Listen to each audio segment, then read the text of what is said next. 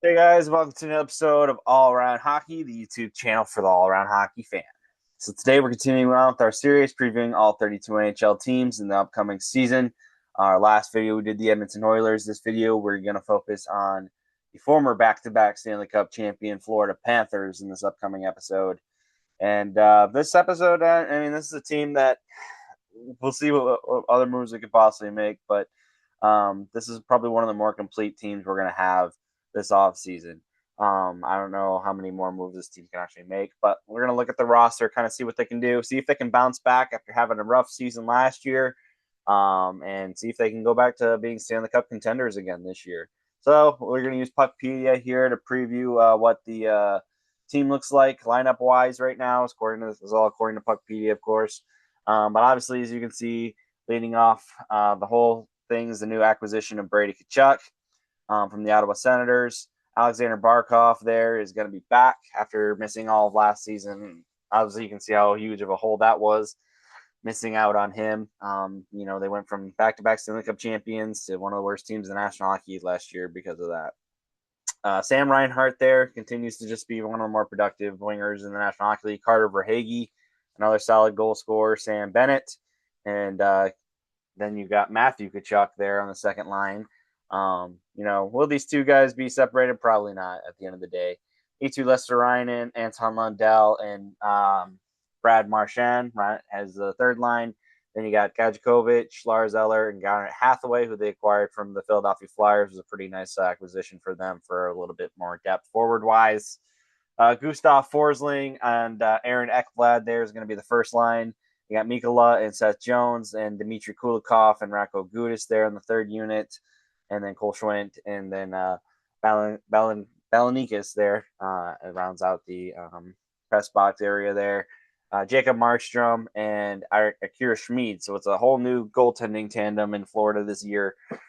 See how well that works out for them. Markstrom had some up and down years with New Jersey and is now back with the Florida Panthers where it all started for him. So we're going to go over to Hockey Reference and check out what they did last season. Obviously, as you know, they missed the playoffs last year, but we'll check out what they did.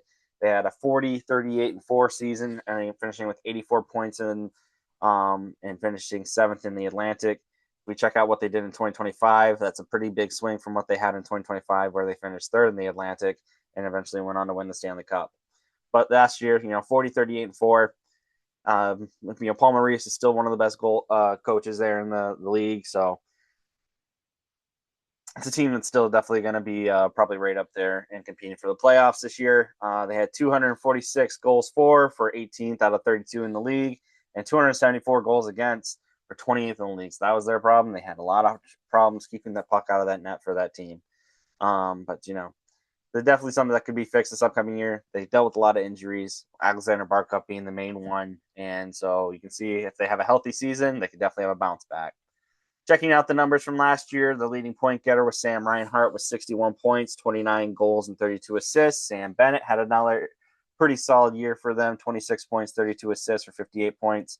Carter Verhaeghe, 25 goals, 30 assists for 55 points. Brad Marchand continues to just be Mr. Productive there, 27 and 27 season for him with 52 games played. He's still just he's right there making his Hall of Fame case for sure. Anton Lundell, 18 goals and 26 assists. He was a big rumor to possibly be on the move this offseason, and they definitely made sure that they kept on to him, including in the Brady Tkachuk deals. There was rumors of possibly him for Dylan Larkin in type of a trade, but that never materialized either. So we'll have to see what else happens there. Matthew Tkachuk, 13 goals, 21 assists for 34 points and 31 games played. Another injury-plagued season. If he can stay healthy, he's definitely a difference maker. E2 Lesterainen, 11 goals, 22 assists for 33 points. Just a really solid bottom six production. Seth Jones, 7 goals, 25 assists for 32 points. Mackie Samoskevich, who they traded to the Seattle Kraken there, and AJ Greer, who they traded to the Anaheim Ducks there, rounds out their top 10, along with Evan Rodriguez, again, another player that was moved on from, and Jesper Boquist in there at 15. So this team had a lot of transitions this offseason, and as you can see as well, the goaltending tandem that is now gone has gone to the other teams in the Atlantic Division.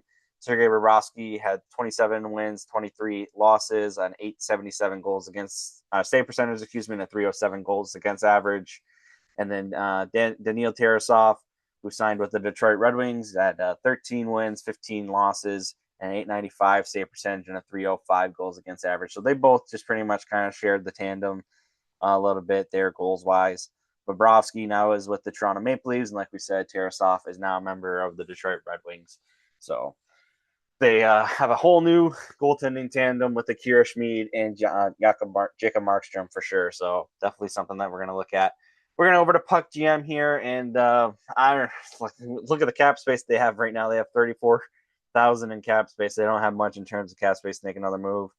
Obviously, they're rumored to be in on a Dylan Larkin trade because that's one of his preferred trade destinations. You can see the draft capital they have. They don't have their next 3 first-round picks. 2027 is with Chicago, 2028 is with Utah, and 2029 is now with Ottawa. They traded a lot of their draft capital in the Brady Tkachuk trade, including trading the 9th overall pick in that deal.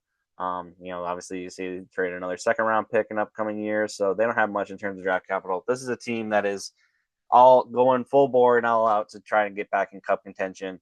And they definitely have the team that can do it.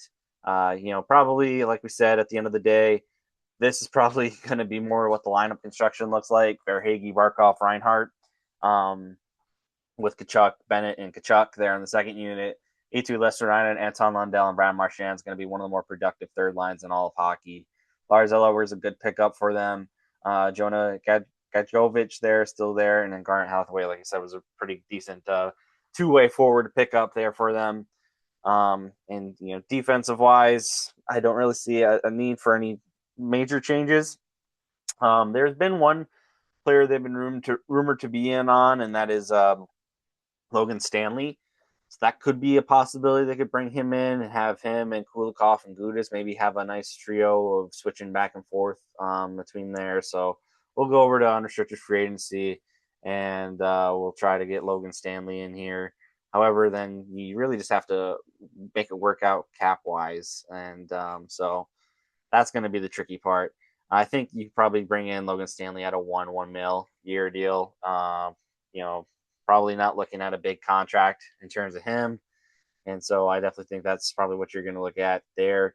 Maybe you send as Lincoln's down and have Stanley there, as a nice trio there. But obviously there's still 90 million over, so that there's still a lot of other things that need to happen there to make it work.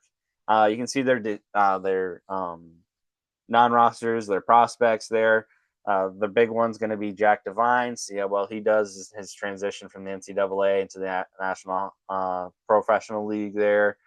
They got Donovan Sabrango as a nice depth defenseman there to keep an eye on. At the end of the day, could they get Logan Stanley signed up? Maybe. They'd have to just really finagle it. They might even just have to tell him instead of a 1-for-1, maybe they do like an 8.75 or something just to bring him in, and maybe he wants to try to go make a cup run, and then you make the cap space work out that way. Other than that, I know this is going to be one of the more boring videos probably because it's not a whole lot of moves this team can make. They're pretty much stuck at their cap structure that they are. Like I said, you kind of can make the difference there in the terms of the lineup changes. Verhaeghe, maybe on that first unit, and you have the Tkachuk brothers with Bennett. That's going to be one of the more physical lines in the National Hockey League, and it's going to cause major problems for a lot of teams in the NHL. As far as what we can look at for the season preview for the upcoming season, last year, like I said, they had their issues. They had a lot of injury problems. Both Matthew Tkachuk and Barkov were hurt for long stretches of the season. I think even Marchand even had some injuries here and there. So they were really hurt last year. Now they brought in Jacob Markstrom in terms of replacing Sergei Bobrovsky. Maybe that's a decent move for them. A little bit. I don't know. He's not even really that much younger than him at the end of the day. But Markstrom, we can look at his numbers from last season and see how they compare to Bobrovsky. Obviously, Bobrovsky didn't have the best year with Florida, but he had an 883 save percentage and a 307 goals against average. So he pretty much was similar to what you got out of Bobrovsky. I think their biggest thing is going to be staying healthy. They have a lot of good depth on their team. Lister Ryan can definitely fit in a top 6 role. Obviously, Marchand can. Anton Lundell can definitely be a top 2 center in the on this team at the end of the day. But with Sam Bennett there, you kind of in Barkov, you kind of do what you got to do with those guys. Um, if they can stay healthy, they definitely can make a run at it. Now they're going to be competing with teams like Tampa. They're going to be competing with Tampa. You got Boston there, who is always just kind of productive there in terms of a good team there. Montreal's young and they're hungry for a cup run. Toronto made some good moves to get back into things. Obviously, Detroit's Detroit at this point. Who knows what they're going to be? Probably not that good this upcoming season, if we're being completely honest. So the Atlantic's going to be one of the more tougher divisions in the league, but you definitely can look at these teams with Tampa. This team can definitely compete with teams like Tampa, and it's going to be an interesting test for them because I think their first actual game is going to be against the defending Stanley Cup champion Carolina Hurricanes. A lot of people said that Carolina kind of got to the Stanley Cup Finals last year because Florida wasn't there. Maybe that's true. Maybe it's not. We'll have to see. Paul Maurice, like I said, still a fantastic coach.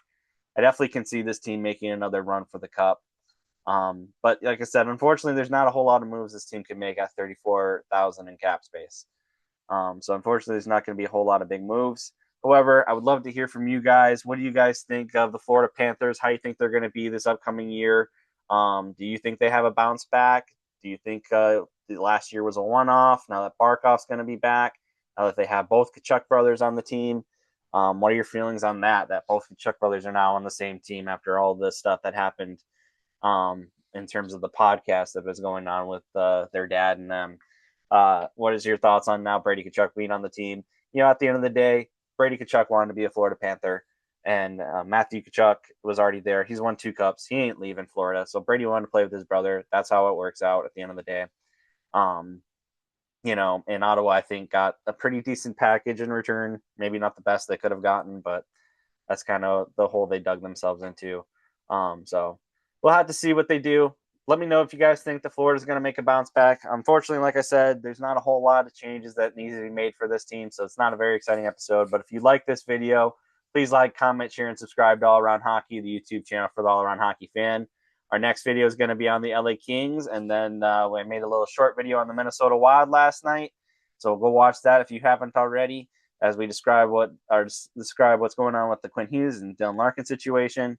But let me know what you guys think, and like, comment, and share, subscribe to All Around Hockey, the YouTube channel for the All Around Hockey fan, and I'll talk to you guys in the next video. Bye.